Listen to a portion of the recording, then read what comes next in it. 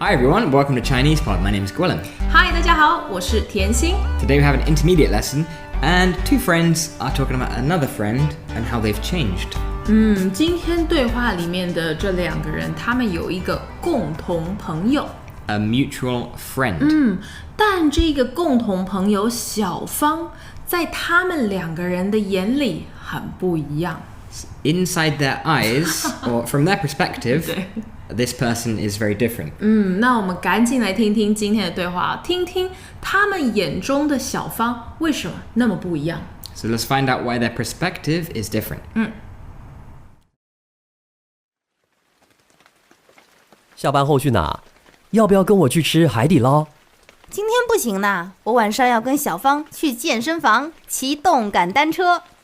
等一下，你说的小芳跟我认识的小芳是同一个人吗？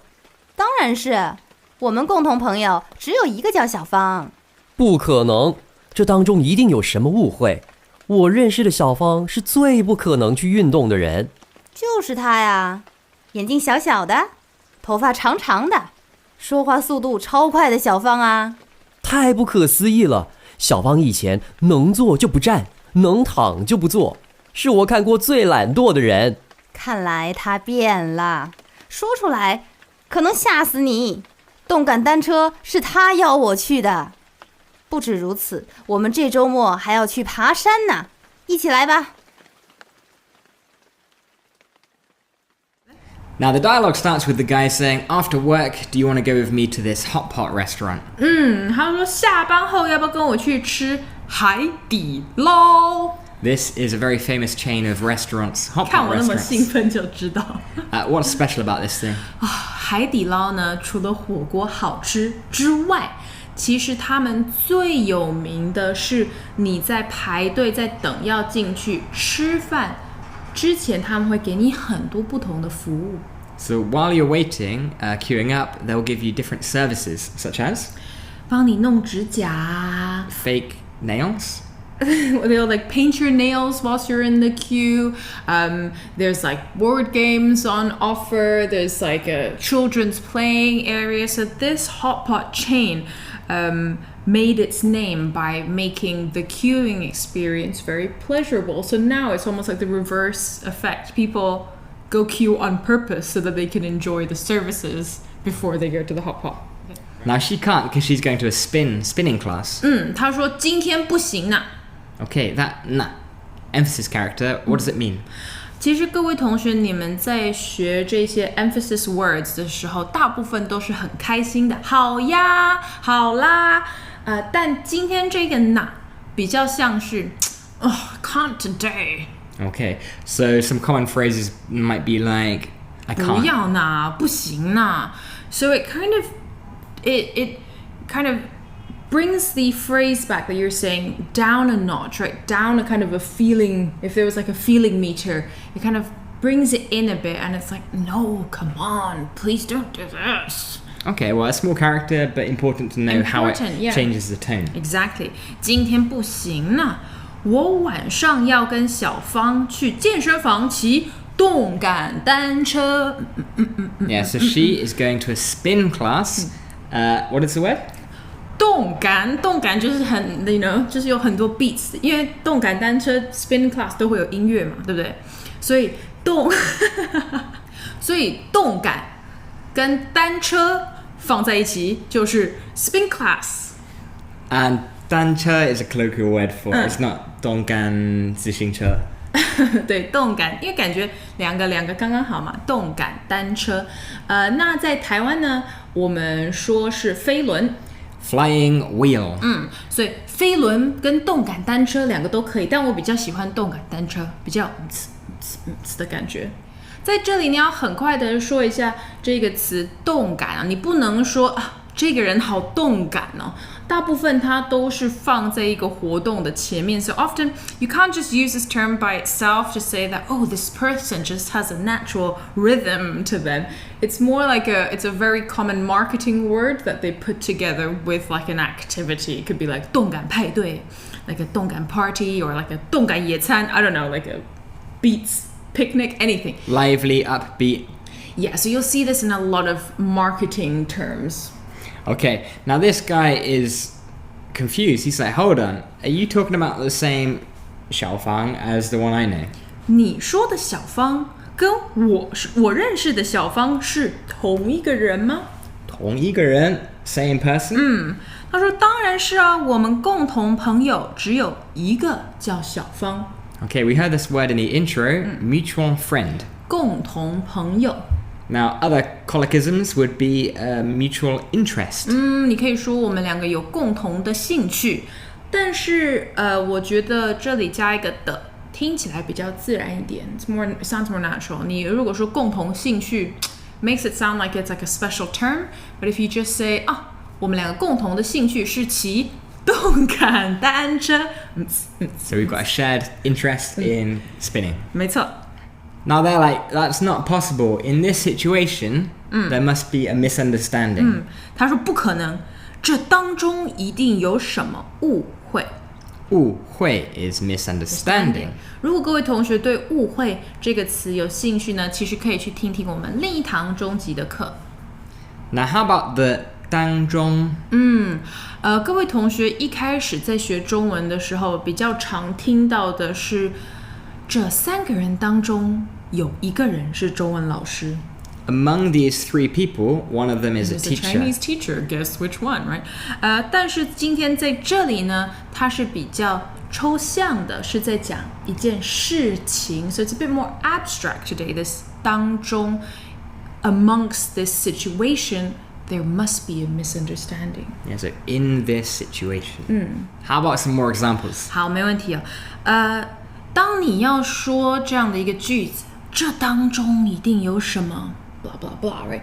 一定都是你觉得这件事情从外面看不太清楚，然后the answer is it's in the core of this, right? So 我们常听到的是这当中一定有什么问题，这当中一定有什么奇怪的事情。It has that feeling of suspicion, so it's never paired with like 这当中一定有什么开心的事情，听起来有点奇怪 right? It's more like In this problems, situation, there must be some sort of problem. something strange, something's up, something's going on, etc. Like, this restaurant, there's no people here. There must be some issue involved. 这当中一定有什么样的问题。 Now, the reason he thinks it's a misunderstanding is because the lady he knows is not the exercise type. 他是最不可能去运动的人了 the last person that would go exercise. They say that about you. Now, she's convinced it's her. That's why she says, 就是她 it's her, come on. this lady has small eyes, long hair, and speaks very quickly. 眼睛小小的，头发长长的，说话速度超快的小芳。 Sounds like a children's story. 眼睛小小的，头发长长的，有一点那样的感觉。 Now, they say that's incredible or too much to comprehend. 太不可思议了，不可思议 is incredible, incroyable. All the French users are now like 不可思议，大家一定要学起来啊！常常会跟太不可思议了，常常会是这样出现的。但你也可以说不可思议，这个人不可思议。 Now, a great way to describe someone that's very lazy. Let's listen to it. 好，他能坐就不站， If they can sit, they will not stand. 能躺就不坐。 If they can lay down, then they will not sit. 所以你们也可以放一些其他里面不同的动词，你可以说他能走就不跑， If they can walk, they will not run. 他能坐就不走。So you can see, right? You just kind of it just kind of goes down in descending order. Okay, so it's not like a fixed phrase, but definitely a similar pattern. 能坐就不站，能躺就不坐。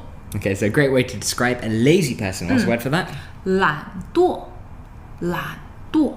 So she says, well, it seems like she's changed now. 看来他变了，以前很懒惰，现在喜欢骑动感单车。 So 看来 is it seems It seems that she's changed. 那接着这句话呢，各位同学可以学起来哦，说出来可能吓死你 吓死 is to scare someone to death, ，or to shock someone. and they say, what I'm about to say might shock you. 听起来很严重诶 ，sounds serious， 但是都是你很得意或是你有什么八卦的时候才会说。So when you've got some gossip or 得意得意 when you're like very pleased with yourself, there's definitely some kind of good news that you want to share. Be like, you don't know yet, but what I'm about to say may be shocking to you, but it has that kind of feeling. Okay, some examples? 说出来可能吓死你。我昨天碰到 Chris Hemsworth. What you might hear is about to shock you. Yesterday, I met Chris Hemsworth. So the shocking news is that it's actually the friend that invited the lady to go spinning. 他说动感单车是他邀我去的。This 邀 let's look at it. 邀其实就是邀请 to invite, right? 所以我可以邀请你来我家我想邀请你这个周六来我家喝个茶。I would like to invite you on this Saturday to drink tea with me. It sounds polite. 对，感觉比较礼貌，也比较正式点。我想要邀请你到我的派对，生日派对都可以。比较口语的话呢，我们会说动感单车是小芳找我去的。So if you want to be more colloquial, you can use the character to find 找。但邀也可以了。I feel like in this situation, 邀 is not like, it doesn't make it sound more formal, but it just makes that intention very clear, right? It was actually 小芳 that invited me to go spinning. But she continues the formal words with this 不止如此。不止如此。Let's break it down. 不止只有 right? Not only like this. 如此 like this way. So it's not only this. She's actually invited us to go climbing. 不止如此，我们这个周末还要一起去爬山呢。So I guess with this phrase, you're probably going to include 还. So not only this, but also that. 没错。那各位同学可能会想，为什么他刚刚说话那么口语，到后来听起来比较正式点呢？因为其实今天他在说这件事情的感觉，有一点像是他在给他的朋友some news, right? 给他一个消息的感觉。So it's almost like she's giving them a piece of news. So that's why the language automatically shifted to a slightly more formal tone. Okay, well, let's listen to the dialogue one more time. 好，那我们再来听听今天的对话。下班后去哪？要不要跟我去吃海底捞？今天不行呢，我晚上要跟小芳去健身房骑动感单车。等一下，你说的小芳跟我认识的小芳是同一个人吗？当然是，我们共同朋友只有一个叫小芳。不可能，这当中一定有什么误会。我认识的小芳是最不可能去运动的人。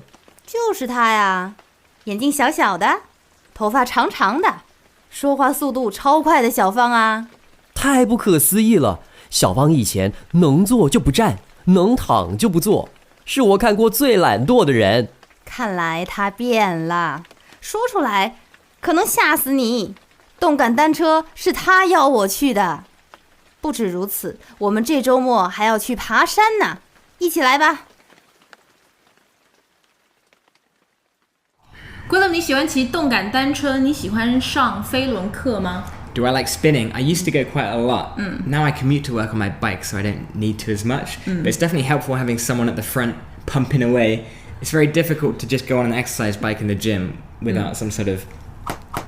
但我以前真的有上过一些比较奇怪的动感单车的课，平常可能就放一些就是真的比较嗨的一些音乐，然后就骑，好，我们现在骑快点，现在骑快点，好。我之前有上过一堂课，老师叫我们往右骑，往左骑。That's pretty common. You can actually get bikes now that move to the left and to the right. 但我觉得很奇怪，我明明在骑脚踏车，他说好，我们现在要右弯，然后大家往两边倒，我自己觉得很好笑，比较没有办法 I 认 quite 真 liked 上 it. It'd 课。 be like, now we're climbing and you'll get standing. 对，那个还好，再往左右倾，很正常嘛。你们上动感单车，老师也会说，好，大家往右倾，往左倾。By the way, 倾 is the term for to lean. I see. 好，那希望你喜欢我们今天的课程，我们下次见，再见，拜拜。再见。